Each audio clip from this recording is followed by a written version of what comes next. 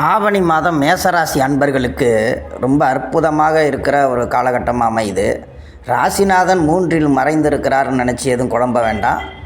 அவர் 9ஆம் வீட்டை பார்த்து பாக்கியத்தை தருவார். நண்பர்கள் மூலியமாக சில நன்மைகள் நடக்கக்கூடிய நல்ல மாதமாக அமையும்.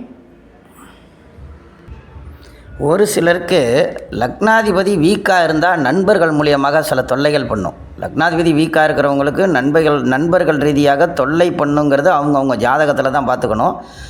ஆக நண்பர்கள் ரீதியாக நன்மைகளை செய்வது அப்படிங்கிறது லக்னாதிபதி நல்லா இருந்தாக்கா, லக்னாதிபதி ஆட்சி பெற்று இருக்குன்னா பாதிப்பை நமக்கு குறைவாக இருக்கும், அப்படியும் கொஞ்சம் குறைவாக இருக்கும்.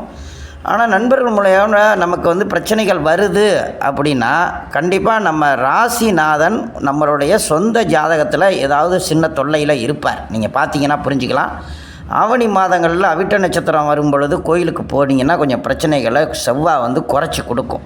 இந்த செவ்வாய் உங்களுக்கு லக்னாதிபதி ராசி அதிபதியாக இருந்து செயல்படுவார். லக்னாதிபதி மாறி இருந்தால் கூட ராசிநாதன் ஓரளவுக்காவது பிரச்சனையிலேருந்து குறைக்கும்.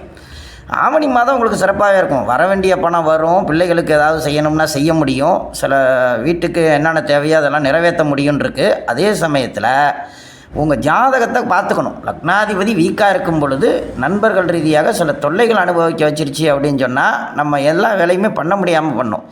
ஏதாவது கொடுக்கல் வாங்கல் விஷயங்களில் கொஞ்சம் குடைச்சலை கொடுத்துரும். லக்னாதிபதி நல்லா இருக்கிறாரு அப்படிங்கிற பட்சத்தில் எந்த பிரச்சனையும் பண்ணாது. கடைசி நேரத்தில் நீங்கள் வெற்றி அடைஞ்சு நல்லபடியாக தான் இருப்பீங்க. எந்த ப்ராப்ளமும் இல்லை. ஆவணி மாதம் உங்களுக்கு பொற்காலம்தான்.